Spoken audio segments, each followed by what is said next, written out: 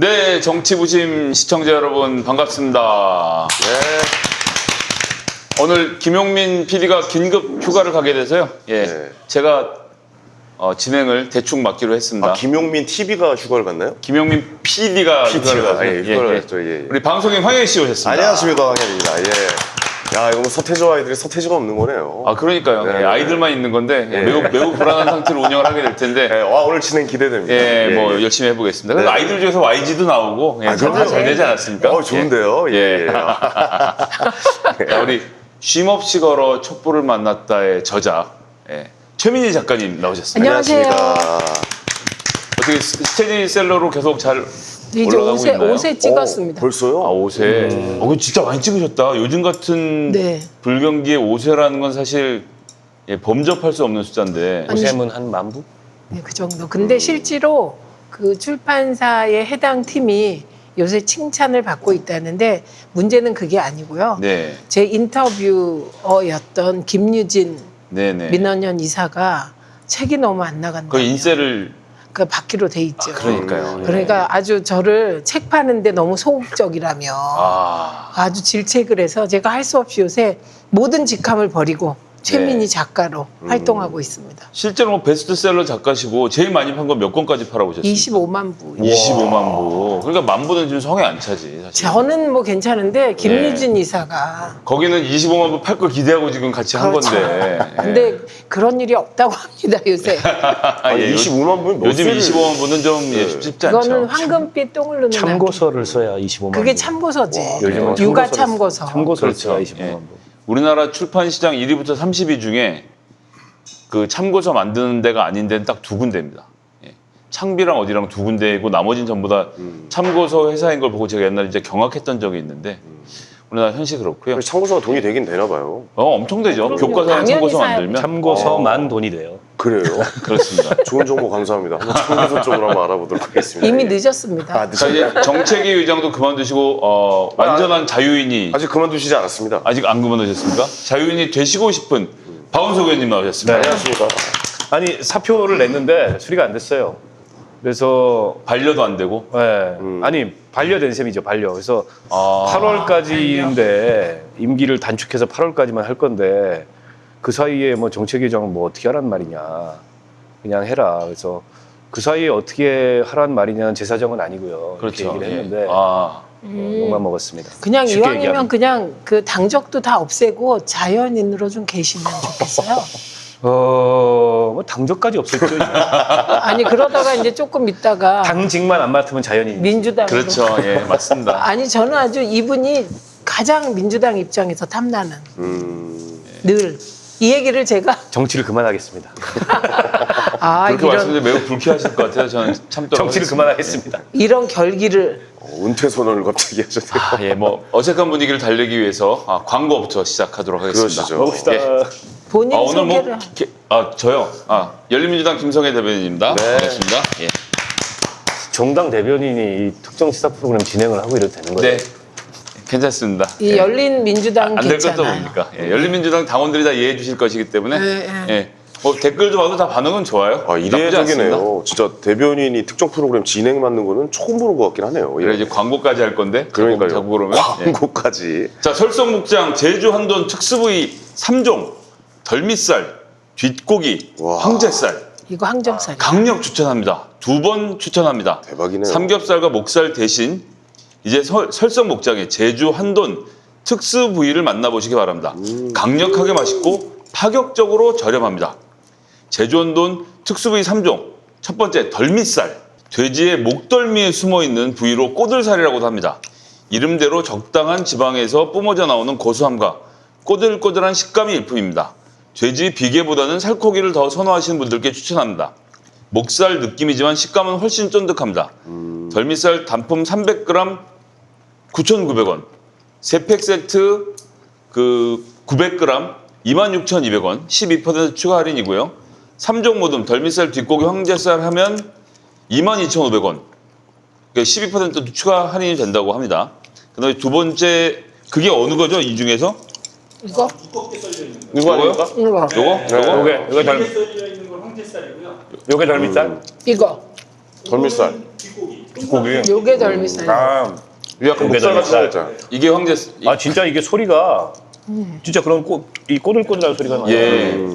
뒷고기는 전 아까 이제 덜미 얘기해서 덜 나와서 이제 뒷고기 하면 뒤쪽인 줄 알았는데 그게 아니라 너무 맛있어서 뒤로 빼돌려서 몰래 먹었다는 뜻의 뒷고기랍니다. 아 그래요? 돼지 역시 살코기 맛이 아니라 비계 맛이죠. 비계 맛이라 생각하시는 분들께 강력하게 추천합니다. 뒷고기는 돼지 머리 부위 쪽이며 살코기와 함께 고소한 지방의 풍미가 폭발합니다. 알고구나. 이건 가격도 더 저렴해서요. 뒷고기 단품 300g에 6,700원. 뒷고기 3팩 세트 900g에 17,700원. 그리고 조금 전에 말씀드린 대로 특수부위 3종 모듬 세트가 22,500원에 팔고요. 마지막 이제 황제살, 이건 들어보셨을 거예요. 항정살이라고도 부르죠. 극강의 맛과 풍미를 느끼실 수 있는 황제살은 그럼요.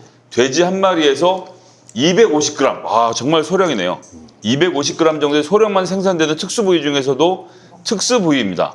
언뜻 보면 목살 지방이 좋아. 많아 보일 수도 있지만 실제 구워 먹으면 돼지 비계와는 다른 쫄깃한 육질을 자랑합니다. 단품 300g 8,950원, 3팩 세트 23,700원, 그리고 특수부위 3종 모듬으로 하면 22,500원 같은 가격입니다. 어려운 시기 어디에서도 만날 수 없는 퀄리티와 가격에 제주 한돈 특수부위 3종 세트를 김용민닷컴에서 만나보시죠. 이제 먹어보겠습니다. 이제. 네, 드시죠. 말을 이게- 하는데 침이 너무 고여갖고 말을 못하겠어. 냉동 포장돼서 오는 거죠. 냉동 진공 포장돼가지고 유통기한 같은 거는 냉동실에 그냥 넣어놓고 하면 되겠네요. 요즘에 돼지고기값이 굉장히 많이 올랐거든요. 엄청 올랐어요. 재난지원금 왜냐면 때문에. 코로나19 때문에 네. 잘 이슈가 안 됐는데 지금 아프리카 돼지열병이 돌아요. 그죠, 형? 아 그래요? 돌고 있어서 살처분도 많이 하고 이제 돼지 방역도 하고 있는데 그 값이 더 오른 거지. 나도 몰랐는데 지난번 정육점에 갔다가 그 정육점 사장님한테 얘기 들었어요. 아프리카 돼지열병이 돌고 있어서 그것도 심각한데 코로나19가 워낙 심각하니까 이슈가 별로 안 됐어요. 제가 이거 먹어보니 이거 콜라겐이 많아요. 네, 이거 콜라겐이 많아요. 그래서 여성들 피부 미용에 아주 좋을 것 같습니다. 제가 좀 많이 먹어야 되겠네요. 난 좀 채워야 돼. 얼굴에 구멍이 많이 나가지고. 복원을 해야 돼. 예. 그리고 사실 저는 고기를 별로 안 좋아해서 예. 그런데 그 설성목장 고기들은 다 좋은 것 같아요. 설성목장 그러니까요. 고기들은. 그리고 우리가 이게 지난주에도 뭐 설성목장 먹지 않았어요? 아니었나? 나 못 나온 그날 지난주에 또 고기 양념갈비. 먹었단 말이지. 맞아요. 그건 딴 데였나요? 맞아요. 예. LA 갈비다 맞다. LA 갈비 한우나. 예. 진짜 LA에서 가져온 LA 갈비였죠. 예. 그거 기억 안 나세요? 이거 뭐 한참 설명하다가 이거 좋은데 이거 미국산 아니죠? 미국산인데요? 아 그래요? 제가 진짜 LA에서 가져온 LA 갈비. 그때는 저도 있었어요. 본방에는 그렇게 얘기했고 편집됐습니다. 네. 요즘 진짜 돼지고기가 많이 올랐어요. 마트 가서 봤는데 다행인 게 재난지원금이 들어와서 그걸로- 재난지원금들 다 받으셨죠? 예, 소고기 사 먹어서 좋았는데. 드셨습니까? 요즘에 재난지원금으로 소고기 먹자가 아주 유행인데 맞아요. 저는 식구들끼리 가서 밀가루 사 먹고 밀가루 사서 빵 만들어 먹고, 페북에 썼잖아. 예, 그다음에 짜장면 시켜 먹고 아주 쏠쏠하게 왠지 가회돈 같으니까 되게 안 사도 되는 거 막 사게 되고 약간 과소비하는 경향을 만들어 주더라고요. 아주 잘 용돈 쓰고 받은 있습니다. 것 같아요. 이게 한 96%가 이미 수령했다는 거 아니에요. 거의 대부분 수령하신 거고 소비도 원래는 이게 이제 8월 이내에 기한이에요. 소비 한도가. 네. 8월까지 소비해야 되는데 내가 보기에 6월 이전에 다 소비해야 될 것 맞아요, 같아요. 맞아요. 예. 그리고 주변에 쓰는 걸 보니까 굉장히 알뜰히 쓰더라고요. 안경도 맞추고 재난지원금 나온 김에 아니 가족끼리 생각지도 소고기도 먹고 못한 곳에서 했는데 그게 재난지원금으로 계산이 되는 거예요. 그렇지 카드로 신용카드로 하면 네, 기분이 그래도 묘하게 좋더라고요. 그런 거 보니까. 예. 용돈 받는 것도 저는 그렇고. 세대주가 아니에요. 저희 아, 그래요? 예, 저희 이제 저 같이 사는 제 아내가 세대주로 돼 있는데 세대주의 횡포가 너무 심해. 안 좋아. 그래서 제가 저녁 때 퇴근할 무렵이 되면 제가 전화를 합니다. 같이 밥을 먹자. 재난지원금 카드로 전화를 안 받습니다. 저의 근데- 의도를 알아차리고. 근데 저는 정말 조중동이 정말 이제 수준이 유치해졌다 이렇게 느낀 게 재난지원금 관련하여 흔드는 보도가 어떤 거 나왔는지 아세요? 부부싸움 한다 이렇게 이러다 부부싸움 난다 이 보도가 있었고요. 그리고 아버지가 집을 나갔는데 다- 그 아버지가 받아서 받아서 다 썼다. 써서 집안에 분란 난다 극히 일부의 사례를 가지고서 아니 근데 너무 좀 유치하지 않습니까? 그런 보도는? 완전 진짜 그렇죠. 유치하네. 아, 와. 그래서 그 보도 보고 정말 아 이렇게 참담한 지경이 되었구나 보도 수준이. 근데 이게 이제 이번에 확실한 거는 하나는 소비 진작 효과가 굉장히 크잖아요. 맞아요. 더군다나 이제 백화점 마트가 아니고 주로 골목 상권을 중심으로 백화점 네. 마트에서는 안 되니까. 시장. 근데 지금 단기간에 한 13조 정도를 소비를 하는 거예요. 이게 총액이 한 13조 가까이 13조 그렇죠. 조금 예, 안 되니까. 맞습니다. 근데 저는 무슨 말씀 드리고 싶냐면 지금 이제 3차 추경안이 다음 주쯤 나올 거예요. 3차 추경안에 맞춰서 2차 재난지원금 하반기 한 번 더 그거를 3차 추경안에 꼭 포함을 시켰으면 좋겠다. 왜 그러냐면 그래요? 생각보다 좋아요. 이게 빨리 써요. 맞아요. 6월이면 다 쓸 거예요. 그러면 지금 뭐 한국형 뉴딜이니 이런 이제 경기 활성화 계획들이 효과를 발휘하려면 연말쯤 가야 효과를 발휘합니다. 시간이 걸려요. 네. 그러면 7월부터 시작해서 추석 전까지가 되게 힘들 때예요. 근데 이게 이제 고용 상황이 좋아지지 않고 지금 일자리가 계속 줄어들고 있잖아요. 특히 이제 임시직, 일용직 이런 분들 같은 경우에. 그렇죠. 그래서 추석 그 무렵을 넘기기 위해서 추가적으로 한 번 더 재난지원금 편성을 했으면 좋겠다. 근데 이게 그냥 뭐 그 저 세금을 퍼주는 게 아니고 확실한 소비 효과를 통해서 내수 경기를 일으키기 때문에 이게 이제 그 우리가 이제 국가 채무 비율 얘기할 때도 GDP가 안 줄어야 되거든요. 그렇습니다. GDP가 줄면은 채무 비율이 올라가요. 가만히 있어도 빚을도 안 내도 그런 측면에서 확실히 효과가 있다는 게 이미 입증이 돼서 한 번 더 재난지원금을 지급했으면 좋겠다. 이미 이재명 지사가 거기는 뭐 한 몇 차례 더 해야 된다 얘기를 했죠. 그것도 한 차례 더가 아니야. 몇 차례 더 하게 그럴 수 될 것 있죠, 예. 같다. 그랬고 자, 우리 접시를 배우신 황현희 씨, 고기 세 가지 부위 중에 어느 게 제일 와, 맛있었어요? 저는 진짜 와. 너무 맛있네. 저는 개인적으로 덜미살. 덜미살. 덜미살. 약간 좀 목살 같은 맛이 있어서. 쫄깃쫄깃. 네, 쫄깃쫄깃하고 이 황제살도 진짜 쫄깃하네요. 저는 이거 다 비계인 줄 알았는데. 의원님의 선택은 뭡니까? 저는 이 원래 항정살을 좋아해요. 항정살. 아, 저도 항정살 아주 맛있네요. 저도 항정살. 그런데 아니, 근데 저는 다 이게 맛있어요. 밥이 네 번째예요. 저녁. 아, 그래요? 네 번째 저녁. 아, 정치는 역시 하루에 몇 거의 개씩 드신다더니. 원내대표급 일정을 소화하고 계십니다. 어? 아, 부럽네요. 여당 원내대표급 일정인데 저녁에 그 근데 혹시 만나는- 네 번이 다 먹방 아니었어요? 네 번이다 먹는 거죠. 근데 먹방은 아니에요. 그런데 어떤 분이 그 밥을 먹는 걸 먹방을 하자 그래서 내가 그거 필요 없다 나는 정치 부신감 먹방한다. 그렇게 저녁 약속하면 30분 만에 다 끝내는 겁니까? 어떻게 해요? 오늘은 5시부터 먹기 일찍 시작해서 드셨구나. 1시간 단위로. 음, 근데 그게 전부 정치인들과의 만남이 아니고 전혀 다른 만남. 아, 그러셨군요. 자, 이거 근데 가격이 300g에 9,900원이라는 거죠, 지금? 어, 엄청 싼 거예요. 엄청 싼 거지. 거네요, 진짜. 예. 삼겹살 1인분에 뭐 가서 먹으면 뭐 15,000원 요즘 뭐 기본인데. 고기가 잘라서 오는 건 아니죠? 항정살은 통이고요. 어. 그다음에 뒷고기도 통이고요. 뒷고기만 그 롤처럼. 아, 뒷고기는 롤처럼 나오고 항정살은 통이고. 그건 가서 잘라서 먹는 건가요? 집에서? 너무 맛있네. 나 이거 먹어봐야겠다. 아, 이 설정목장 고기는 정말 냄새도 안 나고 한돈이 다 그렇긴 합니다만 정말 맛있게 먹었습니다. 육질이 너무 좋다. 나 이거 네. 싸가야지.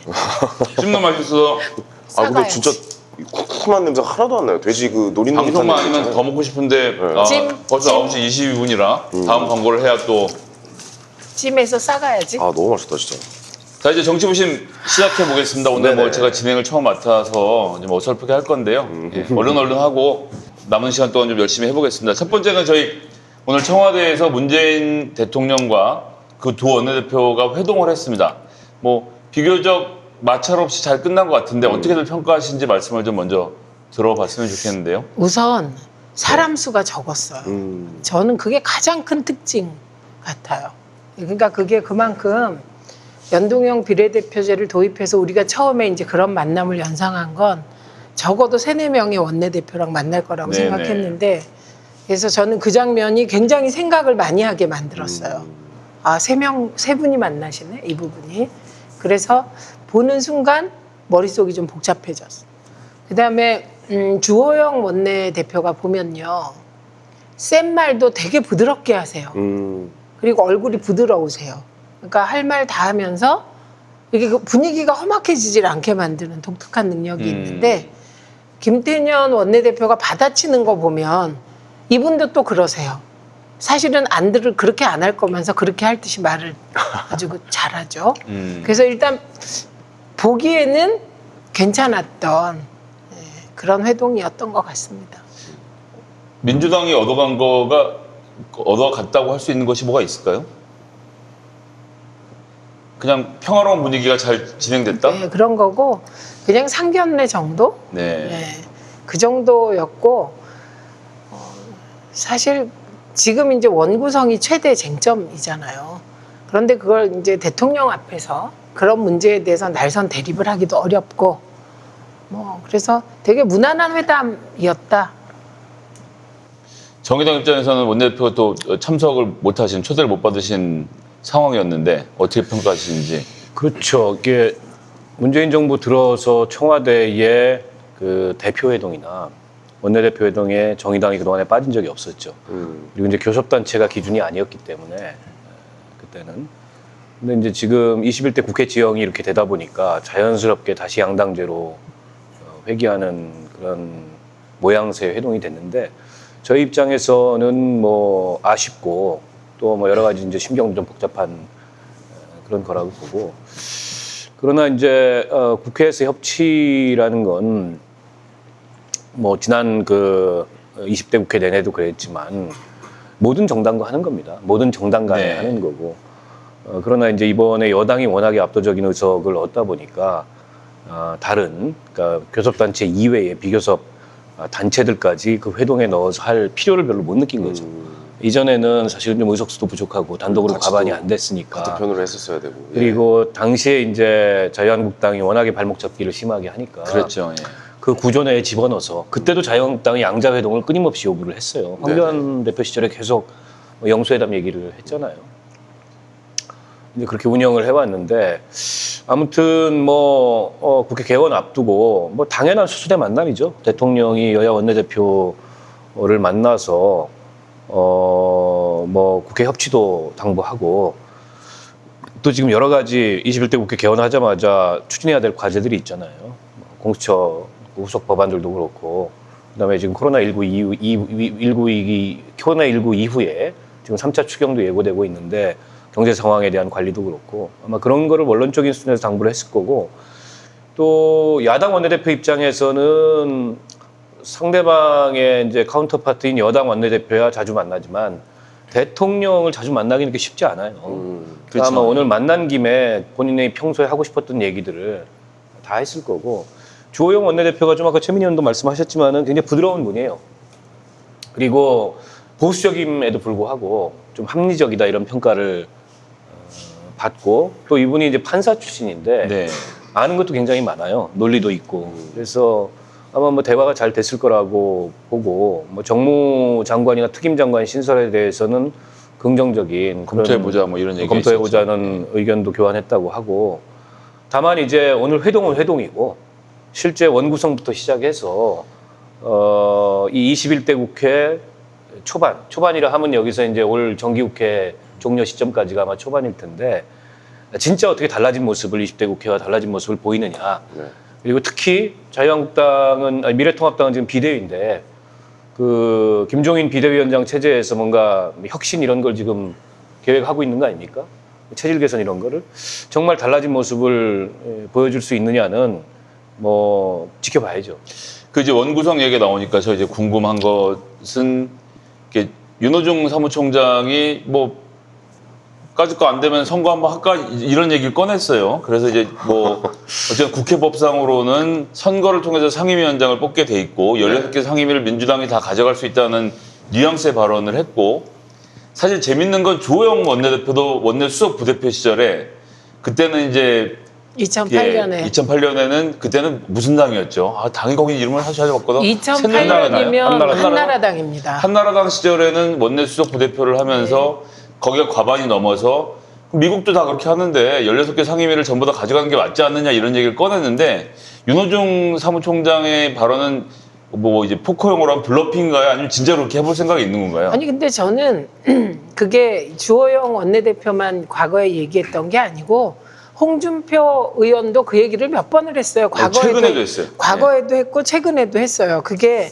책임 정치라는 게 국회에서 이제 사실은 간단하게 국회법에 따라 각 상임위에서 표결해서 상임위원장을 뽑아요. 그럼 여당 위원장이 다 되잖아요.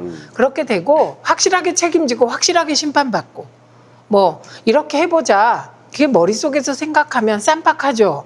그리고 여당 지지자들 상당수도 좀 그렇게 좀 한번 해봐라. 그러니까 주호영 그 원내수석 부대표 시절에 뭐라고 얘기를 했냐면 국민들이 과반 이상을 준 것은 네. 그렇게 하라는 거다. 예, 이렇게 얘기를 했다면 지금에 대입하면 180석을 준 것은 그렇게 책임지고 해보라는 거다. 이렇게도 얘기할 수 있거든요. 그러나 그것이 이제 아무래도 관행이 있고 관행을 무시하기 어렵고 그리고 만약에 상임위를 싹쓸이 했을 때 올 수 있는 효과도 생각해야 되기 때문에 우선 법사위와 예결위를 미래통합당이 고집하고 있으니 그에 대한 압박용의 의미도 클 것이다. 이렇게 봐요. 사실 그렇게 될 가능성은 좀 낮지 않을까요, 진짜? 다 민주당이 다 상임위를 가져가면은. 근데 이제 시작부터. 거꾸로 재밌는 건 네. 이런 얘기가 나오니까 민주당 지지자들 분들 특히 중심으로 나오는 얘기는 이러다 김태년 원내대표가 11대 7에서 합의를 하면 역적으로 몰리게 된 분위기가 좀 있어요. 사실은 제가 생각하기가 좀 그 과장해서 한 이야기이고 협상의 카드로 봐야 될 것 같은데 근데 이 예결이랑 법사위를 야당이 가져가는 문제 박원순 의원님 어떻게 보십니까? 관행처럼 그래왔죠. 근데 그 법사위 문제는 사실은 어디가 가져가느냐를 떠나서 법사위가 갖고 있는 체계작구 심사 권한은 그거 없애야 돼요. 그렇죠. 그러니까 법사위도 국회 상임위 중에 하나입니다. 근데 법사위가 다른 상임위보다 우월한 상임위가 돼 있어요. 어느 순간에. 그렇죠. 그래서 거기서 타 상임위에서 다 통과돼서 넘어온 법률을 체계작구 심사라는 명목 하에 자기가 마음에 안 들면 잡고 있는 거예요. 그렇죠. 그래서 일종의 이제 게이트키퍼 역할을 한다고. 이게 게다가 법안 소위에서 한 소위위원만 반대를 해도 관례적으로 뒤로 미루도록 되어 있는 그러니까요. 구조가 있으니까. 그러니까 이게 근데 저는 굉장히 위헌적이라고 생각해요. 네네. 그런 법사위의 월권이 너무 심각하고 심지어는 위헌적이라고 생각하는데 법사위가 다른 상임위에 비해서 더 우월한 권한을 갖고 있는 게 아닙니다. 국회법 어디에도 그런 게 없어요. 그렇죠. 근데 이제 그 법사위의 체계작구 심사권을 오남용해서 그런 역할을 해왔던 건데 이게 심지어는 어떻게까지 변질이 되냐면 상임위에서 합의될 때 여야가 합의해가지고 통과를 시켜요. 그렇죠. 예. 근데 이 법사위의 소위원장이나 법사위원장이 그 해당 법안의 이해관계자의 로비를 받고 자기 당론과 무관하게 그걸 틀어막는 경우들도 그렇죠. 많아요. 그럼요. 이게 20대 국회 내내에도 많았어요. 그럼요. 대표적으로 권성동 의원이 그런 사람이었잖아요. 그러니까 그 예를 들어서 국회의 그 개혁 법안이나 이런 거를 막아야 되는 핵심적인 이해관계를 갖고 있는 재벌이라든지 이런 쪽에서는 법사위원장을 자기 사람 만들면 이나 간사나 한 사람 정도. 여기서 다 잡을 수 있는 거예요. 네네네. 그래서 이건 없애야 된다. 이번에 상임위를 누가 갔든가를 떠나서 없애야 되고 그러면 체계작구 심사는 어디서 하냐? 각 상임위에서 그렇죠. 하면 됩니다. 각 네. 상임위에서. 각 상임위에서 알아서. 이미 국회의 그 입법 지원 역량이라는 게 입법조사처의 입법 지원 역량이라는 게 충분히 가능해요. 네. 그리고 정부는 또 법제처에서 심사 다 하잖아요. 정부 법안이나 이런 거에 대해서. 때문에 그 법사위에서 법률 전문가들이라는 이유로 법사위가 배타적인 체계작구 심사권을 가져야 된다는 건 말도 안 되는 얘기입니다. 예, 그리고 이제 없애야 되고 네. 그거 없애면 이 쟁점이 많이 줄어들어요. 그럼 법사위 야당이 가져도 상관없거든. 그리고 왜 그러면 법사위가 생겨서 이 일을 하게 됐냐를 살펴보면 우리 머릿속에 국회 그러면 옛날 국회에서 제일 먼저 떠오르는 게 국회 똥바가지 사건이지. 그게 역설적으로 국회가 어떤 곳이었는지 보여주는 거거든요. 김두한 예, 그러니까 그거 국회 얘기하니까. 구성원들이 율사가 별로 없는 거예요. 나라 전체에도 율사가 없어. 그러니까 특수하게 그런 상임위가 필요한 거예요. 근데 요즘은 국회에 율사가 차고 넘칩니다. 그러니까 상임위마다 율사들이 있잖아요. 그런데 굳이 대부분 율사들끼리 모여 있는 법사위에서 다시 법안에 뭐 체계 심사, 작구 심사 할 필요가 없는 거예요. 예, 그래서 없앨 건 없애야 된다. 근데 어떻게 없앨 수 있죠? 법을 바꾸면 되나요? 아니면 뭐 어떻게 해서 국회법을 개정해야죠. 예, 국회법 개정하면 돼요. 그래서 일하는 국회법에 그게 들어 그럼 있습니다. 이걸 먼저 개정을 하고 법사위를 야당한테 준다? 아니 그거는 근데 지금 예를 들어서 합의하고 아니, 쟤는 합의를 하고? 그걸 개정하기로 합의를 하고 그렇지. 야당한테 주면 되는 거죠. 그럼 근데 그걸 얘기를 합의를 어떻게 못 하겠다고 나오면 그러면 사실은 뭐. 근데 또 공전되는 거고. 그럼 투표해야죠 뭐. 네, 그러면- 그리고 예결특위도 관행상 그렇게 좋았어요. 야당한테. 지난 20대 국회에서 네, 야당이 그랬죠. 예결위원장을 했잖아요. 근데 이것도 저는 약간 이제 좀 그 아주 원론적인 차원에서부터 문제의식이 있는데 뭐냐면 국회가 우리는 예산 심의권만 있지 편성권이 없잖아요. 네네. 그것도 정부 동의하에 심의권이에요. 국회가 증액하려면 정부 동의를 받아야 돼. 여기가 예산 심의권을 가지고 있는데 정부 동의를 받아야 돼, 증액을 하려면. 네네.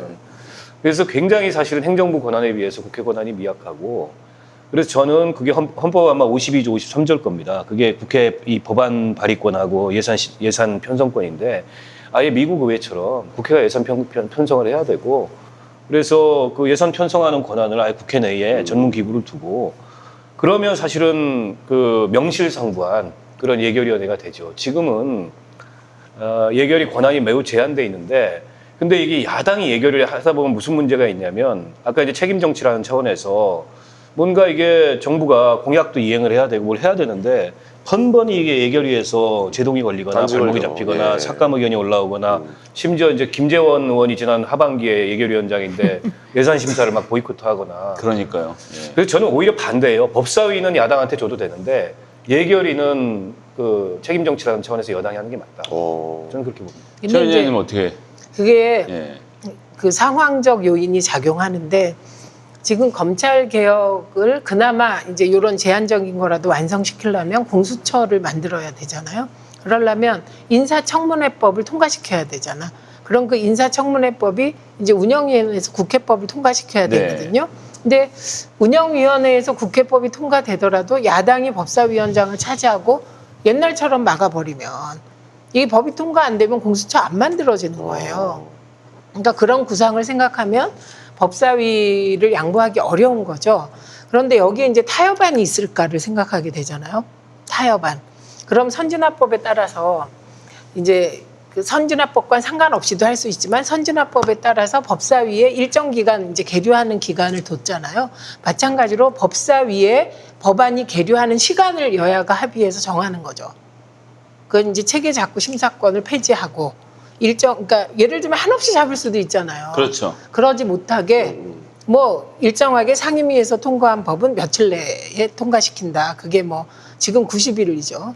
예, 근데 그거를 이제 한 30일로 한다. 이런 식의 타협안이 나오면 사실은 넘길 수도 있을 것 같아요. 그런데 이 부분에 대해서 타협해 줄 거면 법사위원장을 고집하지도 않지 않겠냐, 미래통합당이. 이런 생각이 들기 때문에 지금으로서는 법사위를 빼앗기면 안 된다. 이런 그 기대가 지지자들 사이에 많고, 예결위는요, 사실 지금 코로나로 인해서 경제 위기가 심각하기 때문에 지난번에 김재원 위원장이 꼬장을 부리셨죠. 그런데 그게 얼마 못 갔어요. 우리 굉장히 길게 맞아요. 느껴지는데 네. 버틸 수가 기억나요. 없어요. 예, 예. 예결위에서 네네. 예결위원장. 자기들 지역구 예산도 있거든. 그렇지.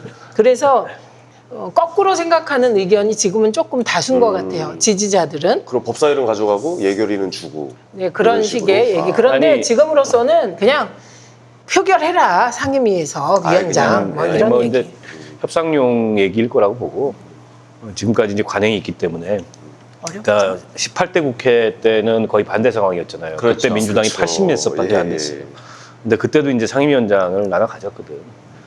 때문에 뭐 지금 이제 압도적 의석을 가졌다 그래서 그걸 다 독식하면 그 후과가 반드시 올 거기 때문에, 그거는 이미 이제 관행화된 차원에서 뭐 바람직한 결과는 아니고, 결국 이제 선택이죠. 그렇죠. 어느 걸 가질 거냐. 그러니까 젖과 법사위를 꿀이, 가질 거냐, 예결위를 가질 거냐. 아니 그거보다 젖과 꿀이 흐르는 국토위를 내놓으면 돼. 그거는 지금 야당한테 줄 것 같은데? 예, 그렇게 주면 법사위 챙길 수 있어요. 국토위를 내주고 네. 법사위를 가져오자. 하여튼 그런 여러 가지 종류의 전략적인 협상들이 있을 것이다. 뭐 이제 댓글창은 지금 뭐 하나도 주면 안 된다라고 당연하죠. 말씀들 하시지만, 아니 제 마음도 그 마음이에요. 예, 근데 현실을 현실 정치가 있는 생각하면 거니까. 나는 예. 이렇게 생각해. 11대 7인데 법사위를 여당이 가져갔다. 그러면 그냥 뭐 그 정도면 됐어. 허용할 것 같아. 11대 7인데 법사위 예결위를 다 야당한테 줬다. 그럼 진짜 김태년 원내대표가 역적으로 몰릴 것 같고.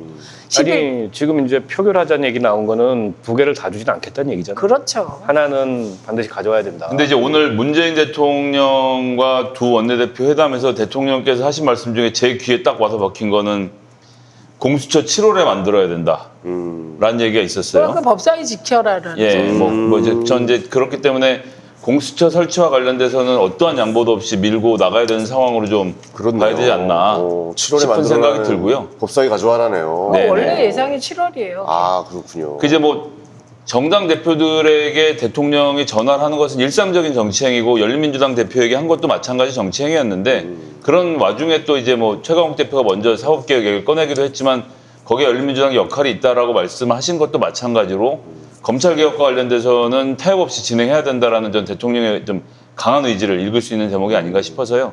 그렇게 생각하면 법사위를 꼭 가져오려고 김태년 원내대표가 그렇겠네요. 노력해 볼 수 있겠네요. 다른 걸 내주더라도. 지금 국회 내에서 아직 이제 원구성 협상이 안 끝났고 의원들 상임위 배정이 안 됐잖아요. 의원들 희망하는 상임위 뭐 다 있고. 근데 이제 저희는 비교섭단체이기 때문에 교섭단체 상임위 배정이 된 다음에 비교섭단체 배정은 원래 국회의장 권한이에요. 그렇죠. 근데 결국에는 이제 여야 원내대표가 어떻게 생각하느냐 이것도 굉장히 중요하거든. 왜냐하면 상임위별로 티오가 있잖아요. 총 티오. 총 티오를 상임위별로 어떻게 둘 건지 기존에 해왔던 숫자가 있는데 그대로 유지할 건지 국토위 신청자가 왕창 몰리니까 여기를 좀 늘릴 건지 뭐 이런 등등의 논의가 있고 근데 최근에 돌아가는 얘기는 그런 얘기가 들려요. 정의당이 법사위를 갈 것 같다.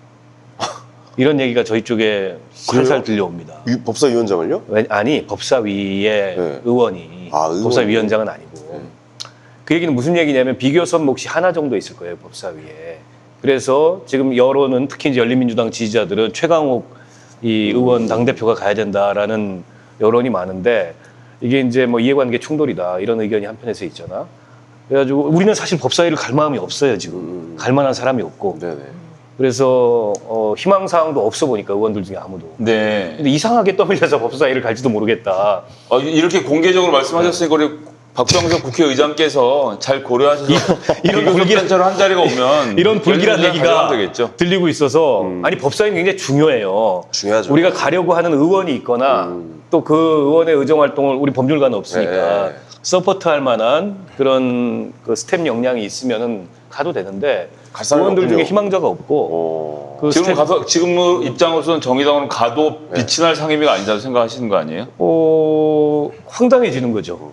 아니, 그러니까 저는 생각이 예. 이런 거예요. 아니 이렇게까지 돼 있는데 박병석 의장님이 아니 이건 정의당 줄 리는 없지. 박병석 의장님은 형식적으로 그걸 배정하는 권한이 있고 네네. 결국에는 여야 원내대표가. 요거는 민감한 문제이기 때문에 여야 원내대표 선에서 그러니까 결정이 여야 나거든요. 원내대표 선에서 결정하는 것은 우리 의석이 얼마고 비교섭단체는 여기를 줄게라를 아웃라인을 정해놓고 물론 내부 협상은 있지만 그 비어있는 그 비교섭단체용 자리에 누구를 갖다 보내느냐 갖고 협상이 또 이루어지는 거 아닙니까? 그리고 그 결정권은 어떻게 됐건 간에 박병석 근데 의장에게 이제 있는 거고. 이번에 최강욱 의원의 법사위 배정은 그게 하나가 싱글 이슈가 될 거예요. 여야 네. 원내대표 사이에.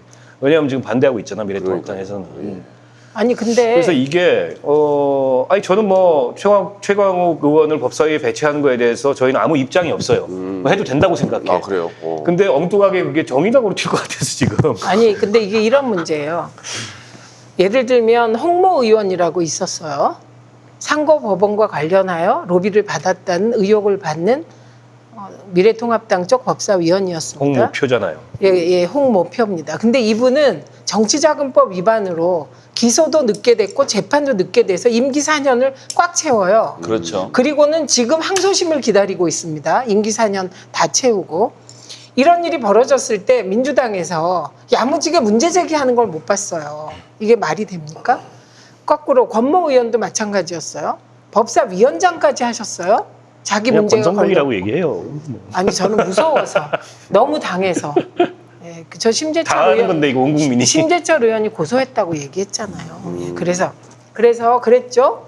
그래서 그 똑같은 그 강원랜드 인사청탁 관련하여 법사위원장인 사람은 무죄받고 그리고 법사위원 아닌 다른 상임위 위원은 유죄받았어요. 사실은 말도 안 되는 거지. 진짜 그게 말이 됩니까? 우리들이 보기에 이런 일이 벌어졌을 때도 민주당은 거기에 대해서 크게 문제를 안 삼았어요. 내보내지 않았어요. 네. 국정원 문제 터졌을 때 김현 진선미 국정원 특위에도 못 들어가게 난리쳐서 특위에서도 뺐어요. 야당인데 저는 이런 논의를 하는 과정에서 지금 최강욱 당선인이 개인 비리가 아니잖아요.